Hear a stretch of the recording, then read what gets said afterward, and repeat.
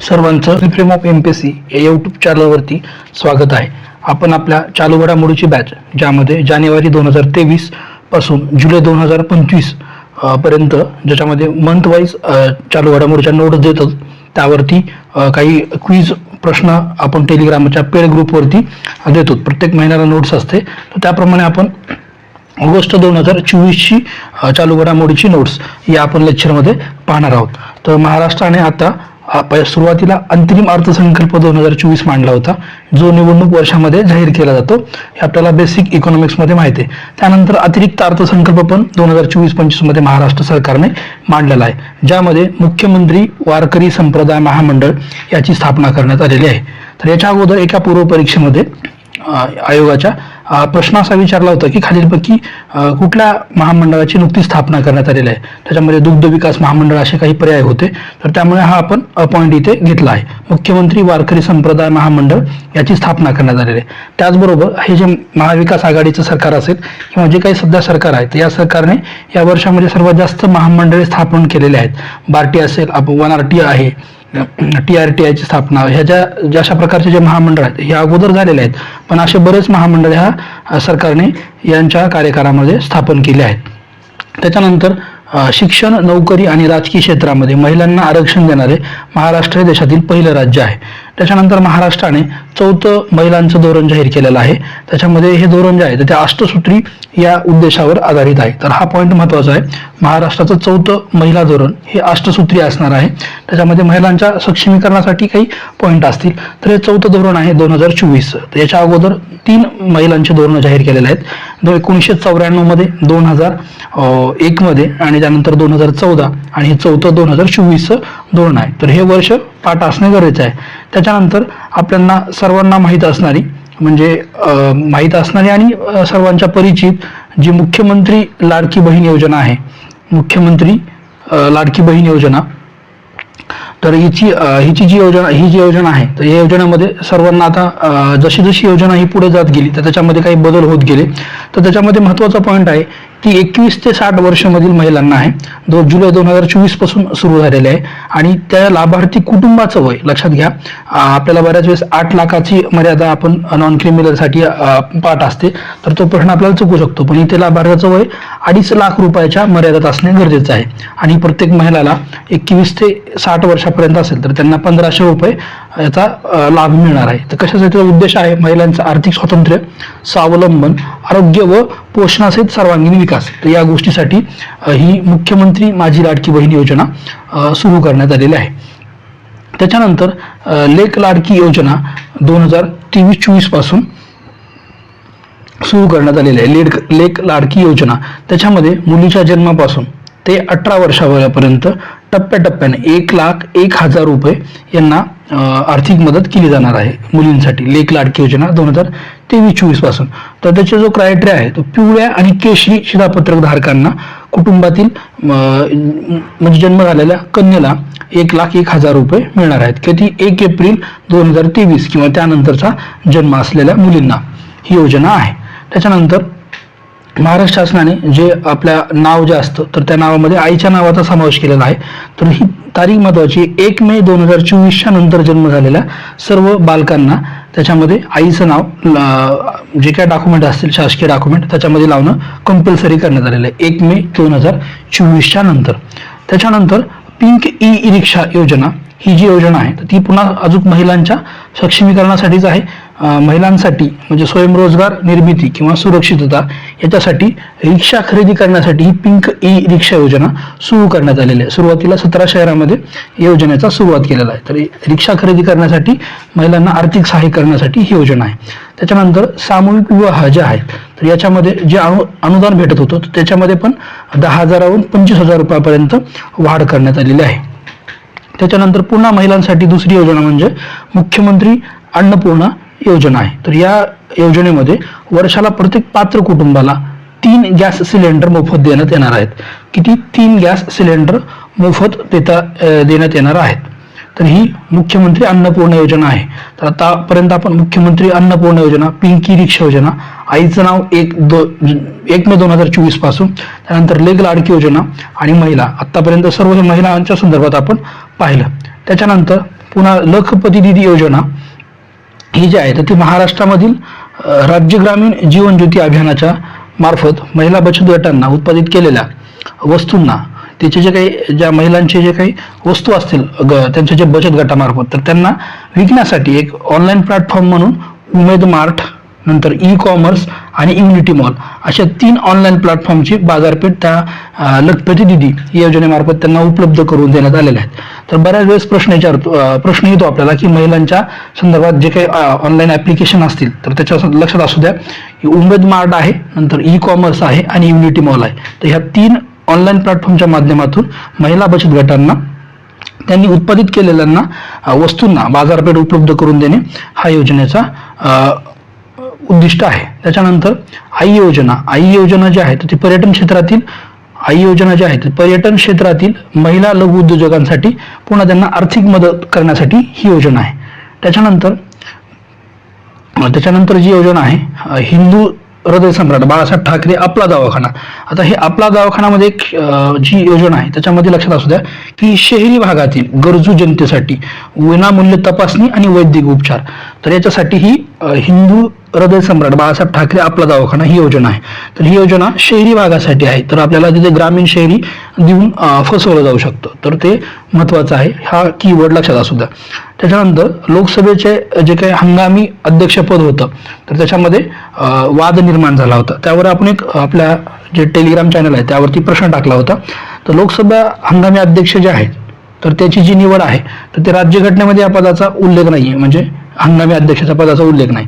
मात्र मग या पदाची नेमणूक कशी केली जाते तर घटनेमध्ये कलम 95(1) जे आहे तर ते तुम्ही पाहून घ्या. त्याच्यामध्ये राष्ट्रपती लोकसभेच्या अध्यक्षांची किंवा नेमणूक करतात तर त्याचा उपयोग करूनच हंगामी अध्यक्ष या पदाची राष्ट्रपती नियुक्ती करत असतात. तर ह्याचा घटनेमध्ये कुठेही उल्लेख नाही. पण मग कुणाची नेमणूक केली जाते राष्ट्रपतीकडून तर सर्वाधिक कार्यकाळ लोकसभेमध्ये सर्वाधिक कार्यकाळ असणाऱ्या सदस्याची लोकसभेच्या हंगामी अध्यक्ष म्हणून राष्ट्रपतीकडून निवड केली जाते. तर ही पद्धत जी आहे तर ती युकेच्या वेस्टमिनिस्टर संविधान म्हणजे युकेचं जे ब्रिटनचं जे संविधान आहे तर त्याप्रमाणे सर्वाधिक कार्यकाळ असणाऱ्या लोकसभेच्या सदस्याची हंगामी अध्यक्ष म्हणून नेमणूक केली जाते. पण आता जे काय हंगामी अध्यक्षाच्या पदावरून वाद झाला तर त्यांनी कार्यकाळात विचार घेतला जे टर्म्स म्हणजे जास्त वेळा निवडून आलेल्या सदस्याची हंगामी अध्यक्ष म्हणून नेमणूक केली होती. तर लक्षात असू द्या घटनेमध्ये उल्लेख नाही याच्या जे आहे तर कार्यकाळ ज्यांचा जास्त असेल लोकसभेचा तर त्यांची नेमणूक केली जाते. त्याच्यानंतर 25 जून हा संविधान हत्या दिन म्हणून साजरा म्हणजे त्याला मान्यता दिलेली आहे. 25 जूनला काय झालं होतं तर 25 जून 1975 मध्ये आणीबाणीची घोषणा इंदिरा गांधीच्या कार्यकाळामध्ये झाली होती आणि हिचा निषेध म्हणून 25 जूनला आपण आता संविधान हत्या दिन साजरा करणार आहोत. तर असा प्रश्न राज्यसभा मुख्य 2022 ला आला होता की जेव्हा आणीबाणीची घोषणा केली म्हणजे ती कोणी केली होती तर राष्ट्रपती फखरुद्दीन अली अहमद यांनी ती घोषणा केली होती. तर 42वी घटनादुरुस्ती असेल, 44वी घटनादुरुस्ती असतील, 38, 39 तर ह्या आणीबाणीच्या संदर्भात आपल्याला महत्त्वाच्या घटनादुरुस्त्या आहेत. त्याच्यानंतर पोस्ट ऑफिस कायदा 2023 जो आहे तर तो नवीन पोस्ट ऑफिस कायदा लागू करण्यात आलेला आहे. जुना जो कायदा होता तो 1898चा होता डलहौसीच्या काळामधील, तर ते पण वर्ष आपल्याला माहीत असणं गरजेचं आहे. त्याच्यानंतर नवीन फौजदारी कायदे लागू करण्यात आलेले आहेत 1 जुलै 2024. पुन्हा ही एक तारीख आपल्यासाठी महत्त्वाची आहे. जशी 1 मे 2024 महत्त्वाची आहे तसेच 1 जुलै 2024 पासून नवीन फौजदारी कायदे जे असतील IPC असेल, CRPC असेल आणि इंडियन एव्हिडन्स ऍक्ट असेल त्याचे जे वर्ष आहेत IPC 1860, CRPC 1862 आणि इंडियन एव्हिडन्स ऍक्ट भारतीय पुरावा कायदा 1872. तर हे वर्ष आपल्याला माहिती पाहिजे. तर याचं सर्वांचं आता 1 जुलै 2024 पासून नवीन कायदे असतील त्याचं भारतीय दंड संहिता हे वगैरे असे नाव आहेत. तर ते तारखा आणि त्यांचे वर्ष हे आपल्याला विचारले जाऊ शकतात. त्याच्यानंतर प्रेरणास्थळ म्हणून म्हणजे जे पूर्वी संसद परिसरातील वेगवेगळ्या ठिकाणी स्थापित महापुरुषांचे पुतळे स्थलांतरित करण्यात आलेल्या ठिकाणाला जे आहे तर त्याला प्रेरणास्थळ असं नाव देण्यात आलेलं आहे. पूर्वी संसद परिसरामध्ये जे काही वेगवेगळे पुतळे होते तर तिथून आता स्थलांतर करण्यात आलेलं आहे. तर त्या स्थलांतरित करण्यात आलेल्या ठिकाणाला प्रेरणास्थळ हे नाव देण्यात आलेलं आहे. त्याच्यानंतर PIBच्या महासंचालकपदी धीरेंद्र ओझा यांची नेमणूक करण्यात आलेली आहे. आता ह्या पूर्व परीक्षेला चालू घडामोडीच्या दृष्टिकोनातून हा प्रश्न विचारणं म्हणजे कमी विचारला जाऊ शकतो. पण मात्र राज्यसेवा मुख्यला जर तुम्ही बघितलं, राज्यसेवा मुख्यला जर आपल्याला PIB हा एक पॉईंटच आहे सिलेबसला, त्याच्यामुळे त्याची रचना वगैरे सगळं विचारलं जातं, त्याच्यामुळे त्या दृष्टिकोनातून हा पॉईंट महत्त्वाचा आहे. धीरेंद्र ओझा यांची PIBच्या महासंचालकपदी नेमणूक करण्यात आलेली आहे. त्याच्यानंतर संयुक्त राष्ट्राचा शाश्वत विकास अहवाल 2024 हा आपल्यासाठी महत्त्वाचा आहे. तर त्यांचा ह्या अहवालामध्ये त्यांनी असं म्हटलंय की 2015 मध्ये SDG साध्य करण्यात जग खूप मागे पडलेलं आहे. कुठे म्हणजे मागे गेलेलं आहे जग. 2015चे जे काही SDG होते आपले, त्याच्यामध्ये साध्य करण्यात जग मागे पडलेलं आहे. 2030 पर्यंत केवळ 16% SDG लक्ष्य साध्य होण्याच्या मार्गावर आहेत, केवळ 16%, आणि 84% लक्ष्य जे आहेत ते उलट किंवा मर्यादित प्रगती त्यांनी साधलेली आहे. तर त्या लक्ष्यामध्ये त्यांनी कोणते कोणते म्हटलेत, तर शून्य भू जे 2 नंबरचे SDG आहे, शाश्वत शहरे 11 नंबरचे SDG आहे, पाण्याखालील जीवन 14 नंबरचे SDG आहे, जमिनीवरील जीवन ज्याचा 15 नंबर आहे, शासनतता, न्याय आणि मजबूत संस्था जो 16 नंबरचा SDG, याच्यामधील प्रगती खुंटली आहे असं त्यांनी या अहवालामध्ये सांगितलेलं आहे. तर ह्या SDG जो अहवाल आहे संयुक्त राष्ट्राचा, तर त्याच्यामध्ये जे काही हे आहेत म्हणजे अव्वल देश जे आहेत, तर त्याच्यामध्ये फिनलँड 1 नंबरला आहे, त्यानंतर स्वीडन आणि डेन्मार्क, आणि तळाकडील देशामध्ये साऊथ सुदान आहे, आणि चाड हा देश सगळे तळातील भागाकडे आहे. भारताची जर प्रगती बघितली आपण त्याच्यामध्ये, तर भारत 64 च्या गुणासह 109व्या क्रमांकावर आहे. आणि भारताची जी प्रगती आहे SDG क्रमांक 1, 4, 12 आणि 13 याच्यामध्ये भारताची प्रगती जी आहे ती सर्वोच्च स्तरावर आहे असं या अहवालामध्ये म्हटलेलं आहे.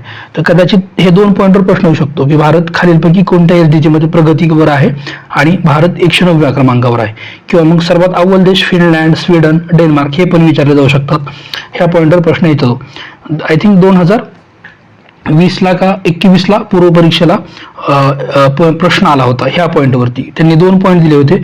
भारताचे SDGचे गुण म्हणजे 23 मध्ये एवढे 2018 मध्ये 58 गुण होते, 19-20 मध्ये 60 होते, नंतर 66 झाले, 71 झाले, अशी प्रगती. त्याचे 2 पॉईंट तुम्ही जर पूर्व परीक्षेचा पेपर पाहिला तर ते तुम्हाला दिसतात.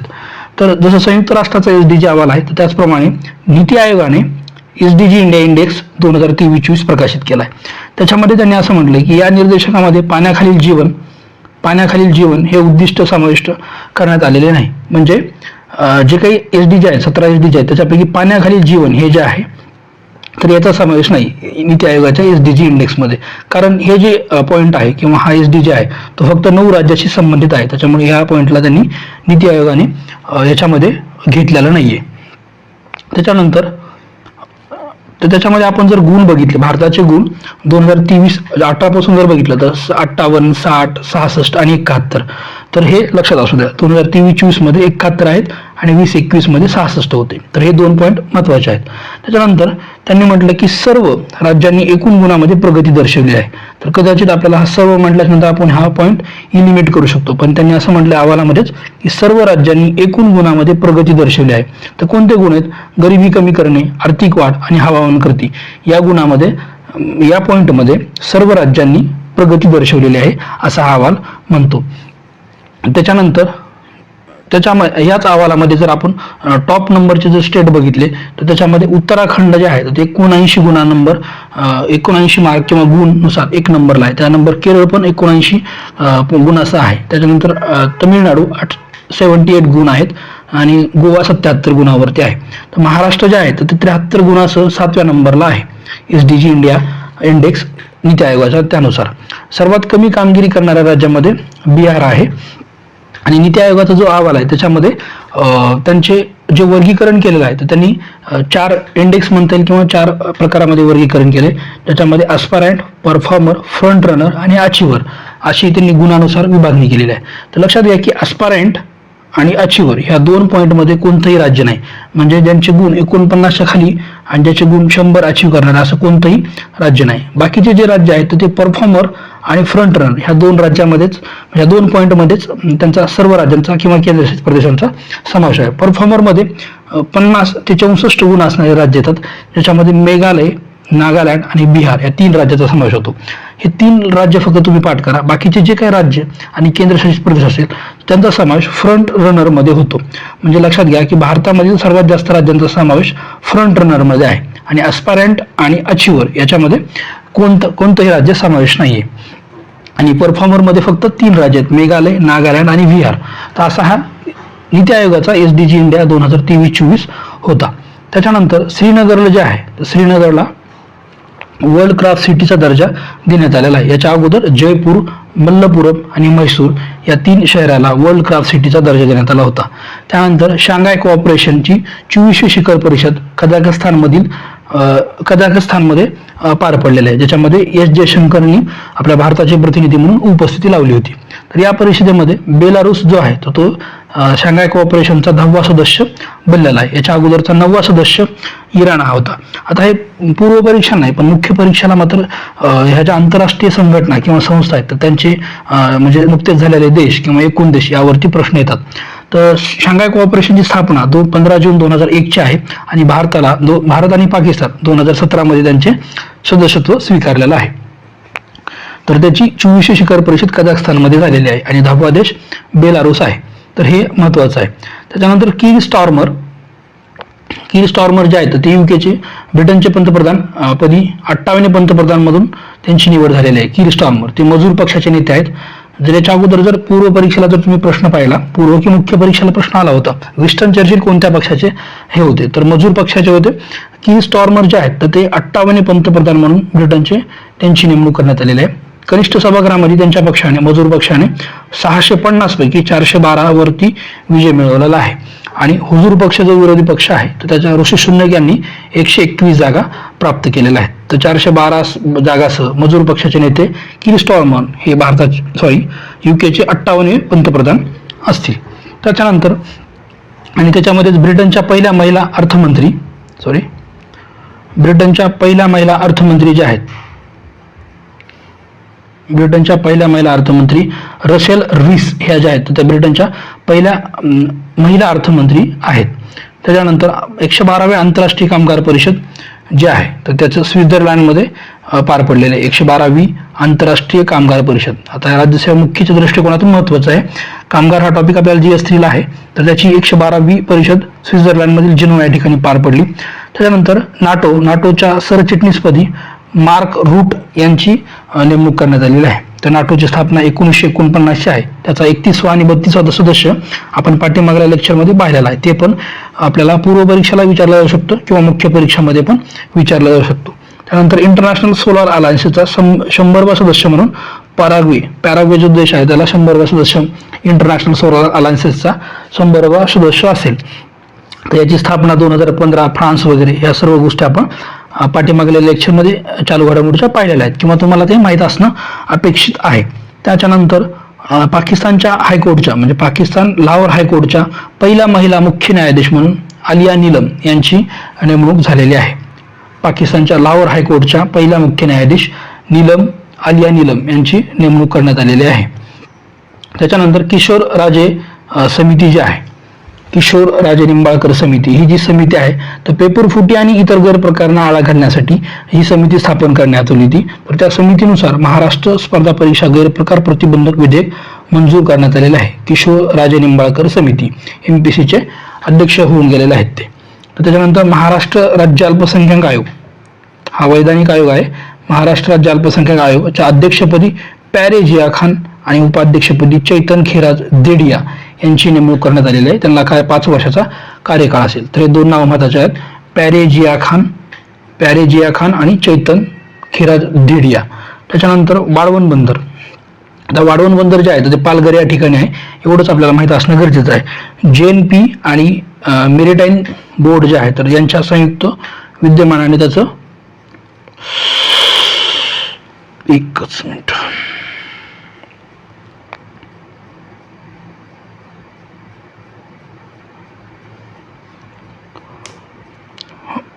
वाढवण बंदर पालघर JNP यांच्याद्वारे बांधकाम करण्यात आलेलं आहे. तर भारताच्या बाह्य कर्जामध्ये वाढ करण्यात आलेली आहे. भारताच्या बाह्य कर्जामध्ये वाढ झालेली आहे. त्याच्यामध्ये 2023 मध्ये भारताच्या बाह्य कर्जामध्ये 18.7% म्हणजे जे बाह्य कर्ज आहे भारताच्या एकूण GDP गुणोत्तराच्या 18.7% भारताचं बाह्य कर्ज आहे. तर लक्षात घ्या की असा एकदा प्रश्न आला कंबाईनला की भारताच्या एकूण कर्जामध्ये खालीलपैकी कोणाचा जास्त समावेश आहे? बाह्य कर्ज, अंतर्गत कर्ज आणि असे ऑप्शन होते. तर लक्षात घ्या की भारताचं एकूण कर्जापैकी अंतर्गत कर्ज जास्त आहे आणि बाह्य कर्ज कमी आहे. तर जवळपास 20% आसपास बाह्य कर्ज आहे. तर ह्यासाठी हा पॉईंट आपण इथे घेतलेला आहे. त्याच्यानंतर प्रोजेक्ट नेक्सस जे आहे, प्रोजेक्ट नेक्सस हे RBIचं एक प्रोजेक्ट आहे. तर तो पेमेंट प्रणालीला कनेक्ट करून सीमापार पेमेंट वाढवण्याचा प्रयत्न करण्यासाठी हा प्रोजेक्ट नेक्सस आहे. नंतर बिस्वंता गोलदार समिती, ही समिती महत्त्वाची आहे.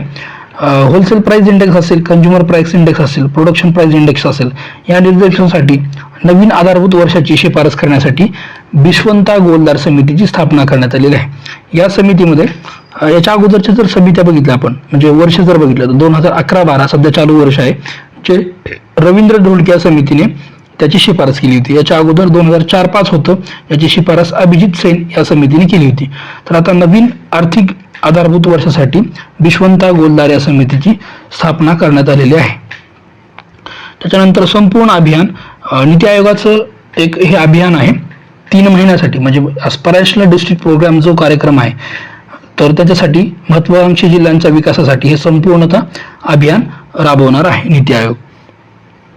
पुढे दक्षिण आशियातील सर्वात मोठी उड्डाण प्रशिक्षण शाळा जी आहे तर ती अमरावती या ठिकाणी स्थापन करण्यात आलेली आहे. दक्षिण आशियातील सर्वात मोठी उड्डाण प्रशिक्षण शाळा एअर इंडिया मार्फत अमरावती या ठिकाणी त्याची स्थापना होणार आहे. हा पॉईंट परीक्षाला येऊ शकतो. जगातील पहिली CNG मोटरसायकल जी आहे ती बजाज ऑटोने सुरू केलेली आहे. त्याच्यानंतर हेल्पेज इंडिया जो आहे तर ह्या हेल्पेज इंडियाचा एक अहवाल आहे, ageing in India exploring preparedness response to care challenges. हा एक म्हणजे वृद्धांसाठी ही एक संस्था आहे हेल्पेज इंडिया, त्यांचा एक अहवाल आहे. तर 15 जून 2024 जागतिक वृद्ध अत्याचार दिन 2011 पासून या संस्थेमार्फत साजरा केला जातो. तर त्याची जी संकल्पना आहे या वर्षीची 2024ची, spotlight on older person in emergencies. तर हा मुख्यसाठी पॉईंट महत्त्वाचा आहे. ही संस्था पण मुख्यसाठी महत्त्वाची आहे, राज्यसेवा मुख्य GS3च्या पेपरसाठी. तर हेल्पेज इंडियाची फक्त संकल्पना लक्षात राहू द्या. 15 जून जो आहे तो जागतिक वृद्ध अत्याचार दिन आहे.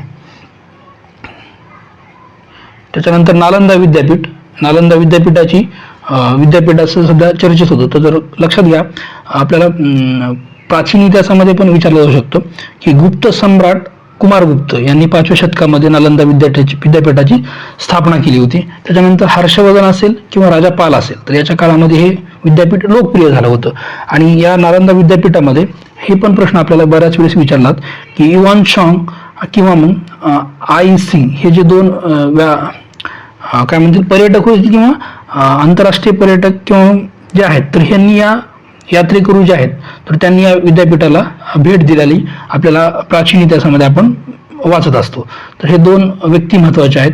तर गुप्त सम्राट कुमारगुप्त यांनी याची स्थापना आहे. हर्षवर्धन पाल याच्या काळामध्ये हे लोकप्रिय झालं होतं. नंतर कुतुबुद्दीन ऐबकचा सेनापती जो आहे बख्तियार यांनी ह्या 1193 मध्ये हे जे विद्यापीठ आहे ते उद्ध्वस्त केलं होतं. तर त्याची आता पुनर्रचना करण्यासाठी जर बघितलं आपण, स्कॉटिश सर्वेक्षक जे आहेत फ्रान्सिस बुकानन यांनी याचं म्हणजे सर्वेक्षण केलं होतं. पहिल्यांदा त्यांना ते याचं सर्वेक्षण केलं होतं. आणि अलेक्झांडर कनिंघहॅम जे आहे तर यांनी याला असं म्हटलं होतं की एक प्राचीन विद्यापीठ आहे. अलेक्झांडर कनिंघहॅम यांनी प्राचीन विद्यापीठ म्हटलेलं आहे. तर सध्या त्याचे कुलगुरू जे आहेत तर ते अभय कुमार सिंग आहेत आणि कुलपती जे आहेत ते डॉक्टर अरविंद पनगरी आहेत. 2016 मध्ये संयुक्त राष्ट्राच्या वारसा हक्क हे जे आहेत त्याच्यामध्ये याचा समावेश करण्यात आलेला आहे. आणि सध्या ह्याची जी रचना आहे पूर्ण नालंदा विद्यापीठाची जी प्राचीन याच्यासारखी असावी याच्यासाठी वास्तुविशारद BV दोशी हे जे आहेत तर यांची नेमणूक करण्यात आलेली आहे. त्याच्यानंतर पुढे राष्ट्रीय वैद्यकीय आयोगाच्या अध्यक्षपदी डॉक्टर BN गंगाधर यांची नेमणूक करण्यात आलेली आहे. Medical corporation council of India 1936 मध्ये जी सुरुवातीची संस्था होती तर त्याचा आता आपण नॅशनल मेडिकल काउन्सिल 2020ला ही नवीन संस्था स्थापन केलेली आहे. याच्या अंतर्गत 4 स्वायत्त मंडळ आहेत, म्हणजे वैद्यकीय पूर्वोत्तर शिक्षण असेल किंवा वैद्यकीय नंतर PGचं शिक्षण असेल किंवा त्यांचे काउन्सिल बोर्ड असेल, तर या 4 स्वायत्त मंडळ ह्या नॅशनल मेडिकल कमिशनच्या अंतर्गत आहेत. तर त्याच्या अध्यक्षपदी BN गंगाधर यांची नेमणूक करण्यात आलेली आहे. नंतर सेहर कार्यक्रम हा नीती आयोगाच्या महिला उद्योजकांना सक्षम करण्यासाठी कार्यक्रम आहे. सेहर कार्यक्रम महिलांचे बरेच कार्यक्रम आपण या नोट्समध्ये सुरुवातीला पण पाहिलेत. त्याच्यानंतर नॅशनल टेस्टिंग एजन्सी जी आहे तर याची सुधारणा करण्यासाठी म्हणजे परीक्षांच्या सुधारण्यासाठी नॅशनल टेस्टिंग एजन्सी मार्फत घेणाऱ्या परीक्षाच्या सुधारण्यासाठी राधाकृष्णन पॅनल याची स्थापना करण्यात आलेली आहे. नंतर सर्वात महत्त्वाचा पॉईंट इग्नू जे आहे तर इग्नू जे आपल्याला जे डिस्टन्स लर्निंग प्रोग्राम जे विद्यापीठ आहेत तर त्याच्या आपल्याला राज्याचा मुख्याला GS3 मध्ये YCME असेल इग्नू असेल तर हे आपल्याला पूर्ण संस्था आहेत. तर इग्नूने सध्या भगवद्गीता अभ्यासक्रमामध्ये भगवद्गीताच्या अभ्यासक्रमामध्ये MA पदवी सुरू केलेली आहे. MA पदवी भगवद्गीतामध्ये इग्नूने सुरू केलेली आहे. तर ते लक्षात असू द्या. त्याच्यानंतर सौम्या स्वामीनाथन यांची राष्ट्रीय क्षयरोग निर्मूलन कार्यक्रमाच्या सल्लागारपदी नियुक्ती करण्यात आलेली आहे. त्यानंतर पूर्व भारतातील पहिले अपंग विद्यापीठ झारखंड राज्य मध्ये सुरू करण्यात आलेलं आहे. त्यानंतर बॉन हवामान परिषद 2024 जी जर्मनी बॉन येथे पार पडली. 1992 जे काही UNFC करार आहे United national framework on convention climate change या कराराने विकसनशील देशांना हवामान वित्त पुरवठा करणे म्हणजे ह्या UNFCCC कराराने सांगितलं होतं. त्याच्यासाठी ही बॉन जी परिषद आहे तर ती महत्त्वाची आहे. तर ह्या विकसित देशांनी हवामान वित्त पुरवठा करणे गरजेचं होतं. तर कोपेनहेग करारानुसार प्रतिवर्षी म्हणजे 2020 पर्यंत प्रतिवर्षी $100 अब्ज हा निधी देणं गरजेचं होतं. तर ते हे बॉन हवामान परिषद 2024 जर्मनी बॉन या ठिकाणी झालेलं आहे. त्यानंतर ग्रीन क्लायमेट फंड ही जी आहे तर या फंडची स्थापना सुद्धा 2010 मध्ये झालेली आहे. तर हे आपल्याला पर्यावरणाच्या दृष्टिकोनातून महत्त्वाचं आहे. त्यानंतर बोर्निया हत्ती हे जे आहेत इंडेंजर्ड म्हणून घोषित केलेलं आहे. IUCN जी संस्था आहे तर या संस्थेने बोर्निया जो हत्ती आहे तर इंडेंजर्ड या मध्ये त्याचा समावेश करण्यात आला आहे. पूर्व परीक्षेला याच्या अगोदर एक प्रश्न आला खालीलपैकी कोणता प्राणी हा इंडेंजर्ड मध्ये किंवा IUCN त्याचा दर्जा दिलेला आहे. तर हे लक्षात असू द्या. सध्या बोर्निया हत्ती याला इंडेंजर्ड म्हणून दर्जा देण्यात आलेला आहे. त्याच्यानंतर स्थानिक समुदायाच्या मदतीने जैवविविधतेची नोंद करणारे पहिले राज्य केरळ आहे. स्थानिक समुदायाच्या मदतीने जैवविविधतेची नोंद करणारे केरळ हे पहिलं राज्य आहे. नंतर राजेंद्र खन्ना हे जे व्यक्ती आहेत त्यांची अतिरिक्त नॅशनल सिक्युरिटी ॲडवायझर म्हणून नियुक्ती करण्यात आलेली आहे. तर आपण जर बघितलं नॅशनल सिक्युरिटी काउन्सिल जे आहे तर ती 1998ला या नॅशनल सिक्युरिटीची स्थापना करण्यात आलेली आहे. याच्या अंतर्गत SPG national security advisory board national secretariat जे आहे तर ह्या 3 संस्था येतात आणि याची जे मुख्य पद आहे तर नॅशनल सिक्युरिटी ॲडवायझर असतं. अजित डोवाल हे त्या पदी आहेत.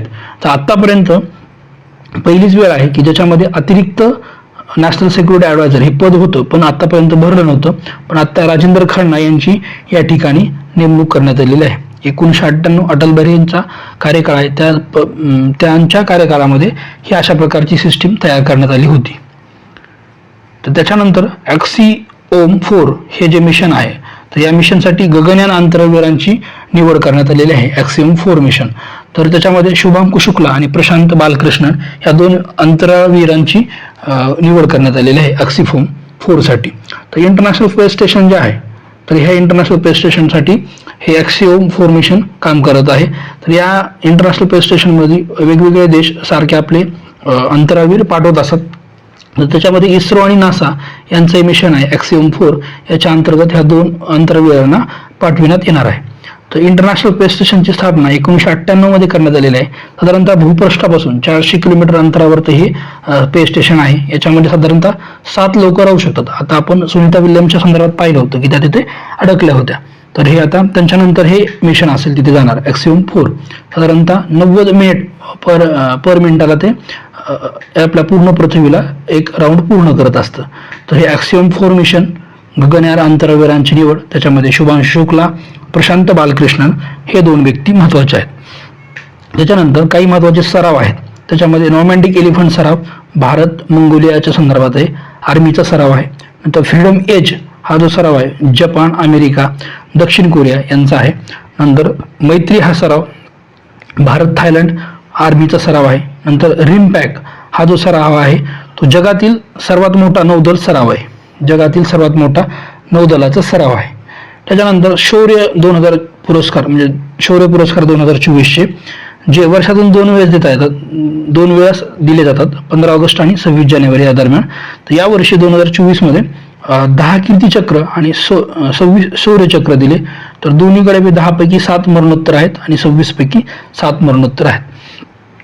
तर या शौर्य पुरस्कारामध्ये एक पुरस्कार जो आहे तो पुरुषोत्तम कुमार या व्यक्तींना देण्यात आलेला आहे. शौर्यचक्र जम्मू काश्मीरचे आहेत ते, आणि ते एकमेव व्यक्ती आहेत, म्हणजे नागरी सिव्हिलियन व्यक्ती आहेत, म्हणजे जे पोलीस किंवा कुठल्याही बटालियनमध्ये नसताना नागरी व्यक्ती म्हणून पुरुषोत्तम कुमार यांना शौर्य पुरस्कार देण्यात आलेला आहे. तर तेवढं महत्त्वाचं आहे शौर्य पुरस्कार 2024. त्याच्यानंतर सर्वोत्कृष्ट कृषी राज्य म्हणून महाराष्ट्राला हे केलेलं आहे, पुरस्कार मिळालेला आहे. सर्वोत्कृष्ट कृषी राज्य महाराष्ट्र. सर्वोत्कृष्ट राज्य फल उत्पादनामध्ये नागालँडला पुरस्कार मिळालेला आहे. सर्वोत्कृष्ट फल उत्पादन राज्य म्हणून नागालँड आहे. त्यानंतर सर्वात परिचित T20 विश्वचषक 2024 हे जे आहे तर भारताने 2024चा विश्वचषक जिंकलेला आहे. ही दुसरी वेळ आहे, यापूर्वी 2007 मध्ये भारताने जिंकली होती T20 विश्वचषक. तर दक्षिण आफ्रिकेचा पराभव 7 धावांनी करून भारताने यावर्षी जिंकलेला आहे. त्यानंतर विम्बल्डन स्पर्धा 2024 जी नैसर्गिक गवतावर खेळली जाणारी स्पर्धा आहे.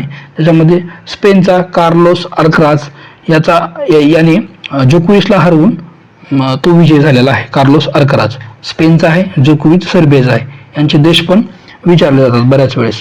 त्याच्यानंतर संपूर्ण हिमनद्या गमावणारा जगातील पहिला देश पेरू आहे, ज्यांनी आपल्या संपूर्ण हिमनद्या गमावलेल्या आहेत. त्याच्यानंतर सध्या रामसर स्थळ जे आहेत तर ते 82 रामसर स्थळ भारतामध्ये आहेत. तर 81 नागी आणि 82 नागटी हे जे बिहारमधील स्थळ आहेत ते रामसर स्थळांचा दर्जा त्यांना झालेला आहे. त्याच्यानंतर आर्थिक पाहणी 2023 महाराष्ट्र राज्याची, ती थोडक्यामध्ये पाहू. काय महत्त्वाचे पॉईंट आहेत ते थोडक्यात पाहून घेऊ. तर FRBM ॲक्ट जो आहे तो FRBM ॲक्टमध्ये जो आहे तर त्याच्यामध्ये महाराष्ट्राचं जे लक्ष आहे तर महाराष्ट्राला 3% मर्यादा घालून दिलेली आहे.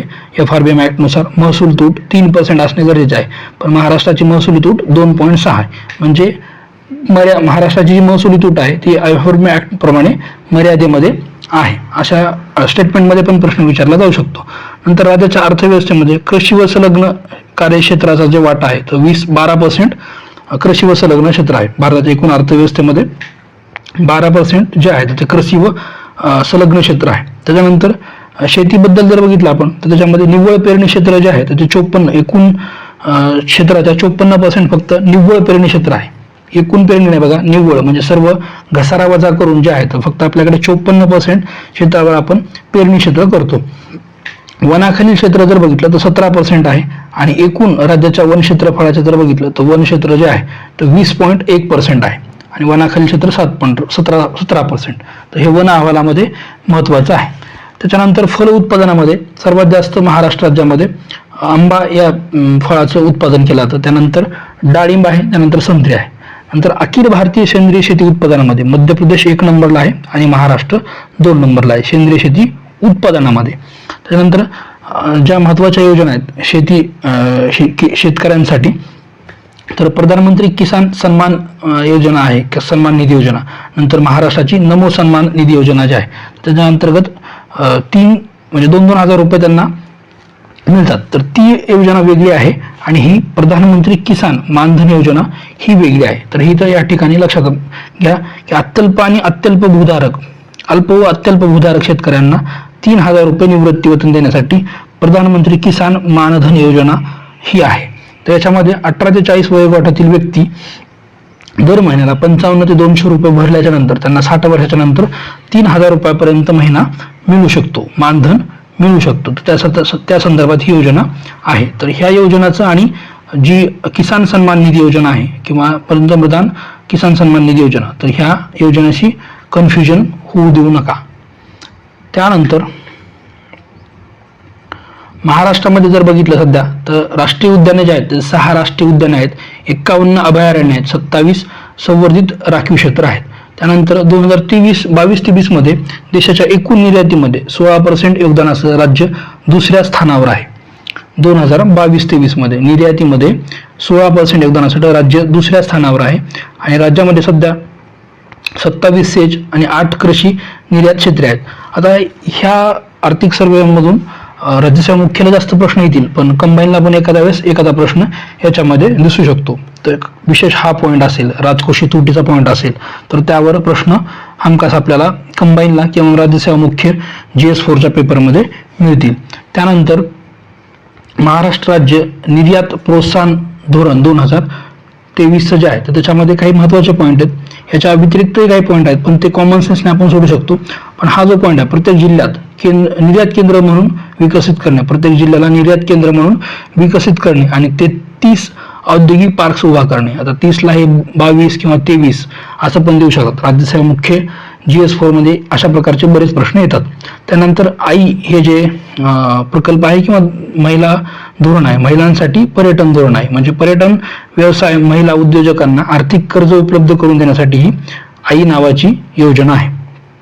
त्याच्यानंतर भारत पर्यटन 2023 जर बघितलं, भारत पर्यटन 2023, तर राज्यसेवा मुख्याला आपल्याला जर आपण बघितला GS1च्या पेपरमध्ये पर्यटन जे पॉईंट आहे, तर त्याच्यामध्ये जर बघितलं तर हा प्रश्न येऊ शकतो की देशांतर्गत पर्यटनामध्ये भेटीमध्ये महाराष्ट्र 6व्या नंबरला आहे आणि परदेशी पर्यटक भेटीमध्ये महाराष्ट्र 2 नंबरला आहे. म्हणजे परदेशी पर्यटनामध्ये महाराष्ट्र 2 नंबर येतो आणि देशांतर्गत पर्यटनाचा विचार केला तर महाराष्ट्र 6 नंबरला येतो. आता विजेच्या स्थापित ज्या क्षमता आहेत महाराष्ट्र वीज निर्मिती संदर्भात, तर महाराष्ट्राची प्रगती पाहू. तर हा प्रश्न कंबाईनला पण येऊ शकतो. तर महाराष्ट्राची विजेची क्षमता, स्थापित क्षमता जर बघितलं तर एकूण जी स्थापित क्षमता आहे त्यापैकी 60% वीज ही जी आहे तर ती खाजगी क्षेत्राद्वारे निर्मित केली जाते. त्यानंतर 34% वीज ही गव्हर्नमेंट क्षेत्र आणि पब्लिक प्रायव्हेट पार्टनरशिपद्वारे 5% ही अशी वीज निर्मिती आहे. एकूण 100% पेक्षा खाजगी क्षेत्र जास्त आहे, त्यानंतर गव्हर्नमेंट आणि नंतर PPP आहे. तर एकूण वीज स्थापित क्षमता जी आहे त्याच्यापैकी 52% जी वीज निर्मिती आहे ते आपण औष्णिक म्हणजे कोळशापासून निर्मित करतो. आणि जर एकूण वीज निर्मिती बघितलं तर गुजरात 1 नंबरला आहे आणि 2 नंबरला महाराष्ट्र आहे. आणि वापरामध्ये विजेचा जर एकूण वापर बघितला तर त्याच्यामध्ये महाराष्ट्र मात्र 1 नंबरला आहे. आता विकसनशील किंवा विकसित याच्यामध्ये जर बघितलं तर विजेच्या वापरानुसार सुद्धा त्याचं आपल्याला वर्गीकरण करता येतं, कारण जिथे वीज जास्त वापरली जाते प्रोडक्शन्स किंवा उद्योगधंदे जास्त असतील. तर वापरामध्ये 1 नंबरला महाराष्ट्र आहे, मात्र निर्मितीमध्ये गुजरात 1 नंबरला आहे एकूण वीज निर्मितीमध्ये. नवीकरणीय ऊर्जा जर बघितलं, नवीकरणीय ऊर्जा निर्मितीमध्ये बघितलं तर महाराष्ट्र 6व्या नंबरला आहे आणि स्थापना म्हणजे स्थापित क्षमता किती त्याच्यामध्ये 5 नंबरला आहे. म्हणजे किती स्थापित होऊ शकते तर त्यात 5 नंबरला आहे आणि निर्मिती किती तर त्यामध्ये 6 नंबरला आहे महाराष्ट्र. एकूण स्थापित नवीकरणीय ऊर्जा याच्यामध्ये गुजरात 1 नंबरला आहे, राजस्थान 2 नंबरला आहे, तमिळनाडू 3 नंबरला आहे, कर्नाटक 4 नंबरला आहे आणि महाराष्ट्र 5 नंबरला आहे.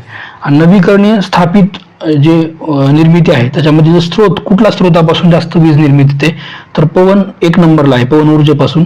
2 नंबरला सौर पासून वीज निर्मिती करतो आणि 3 नंबरला चिपाटापासून किंवा चिपाटावर आधारित जी बायोगॅस प्रकारे असेल तर त्याप्रमाणे वीज निर्मिती होते. नवीनीकरणीय ऊर्जामध्ये सर्वात महत्त्वाचा स्रोत 1 नंबरला पवन ऊर्जा आहे, हे लक्षात असू द्या.